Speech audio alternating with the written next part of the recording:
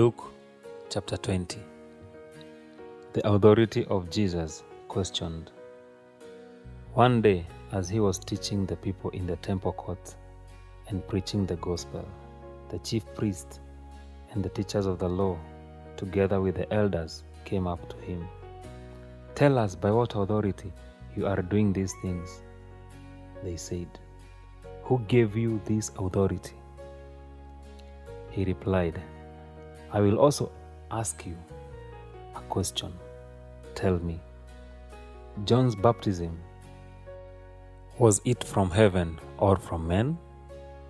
They discussed it among themselves and said, "If we say from heaven, he will ask, 'Why didn't you believe him?' But if we say from men, all the people will stone us because they are persuaded that John was a prophet." So they answered, "We don't know where it was from." Jesus said, "Neither will I tell you by what authority I am doing these things." He went on to tell the people this parable. A man planted a vineyard, rented it to some farmers, and went away for a long time.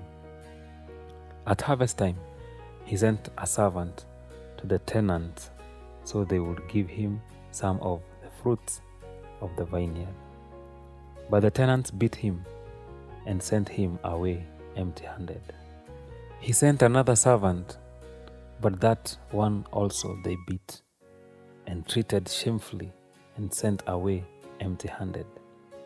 He sent still a third, and they wounded him, threw him out.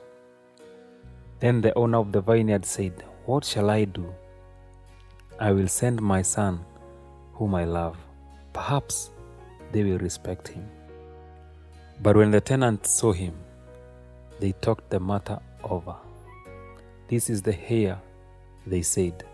"Let's kill him, and the inheritance will be ours."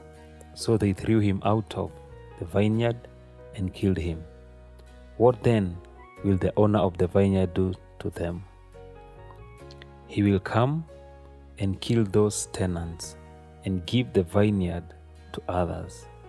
When the people heard this, they said, "May this never be."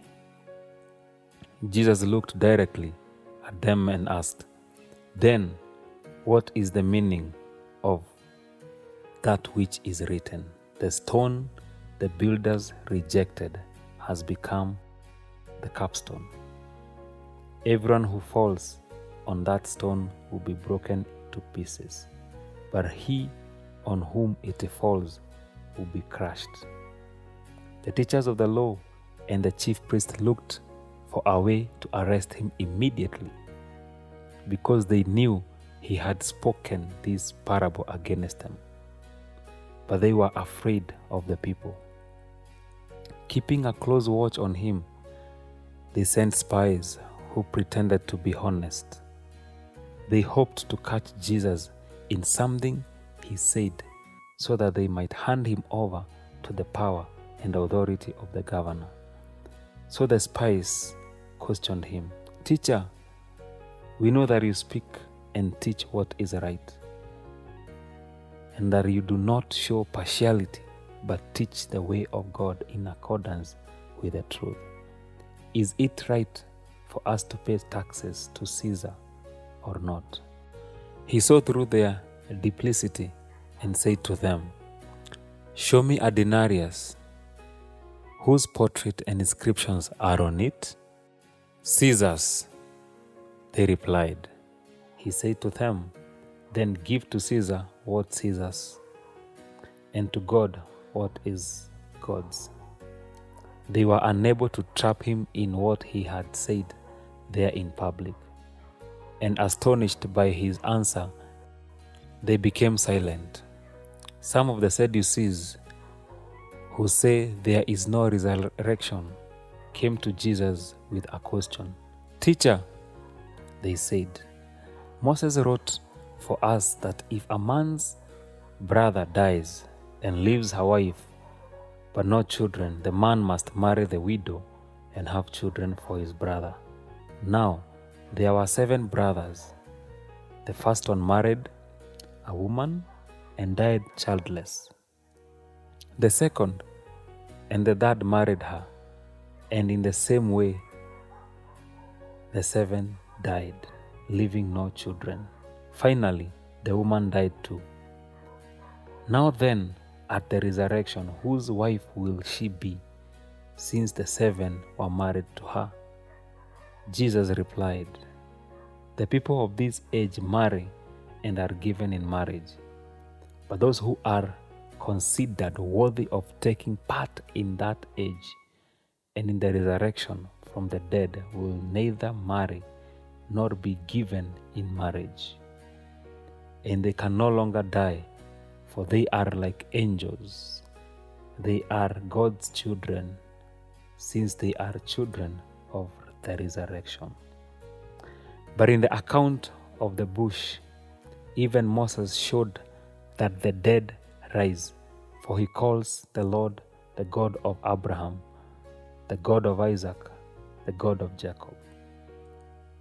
He is not the God of the dead, but the living, for to him all are alive. Some of the teachers of the law responded, "What? Well said, teacher." And no one dared to ask him any more question. Then Jesus says to them, "How is it that they say that Christ is the son of David?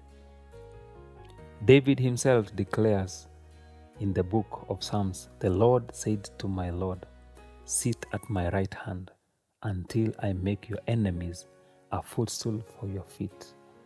David calls him Lord. How then can he be his son?"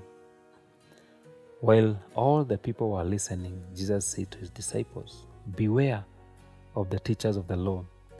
They like to walk around in flowing robes and love to be greeted in the marketplaces and have the most important seats in the synagogue and the places of honor at banquets.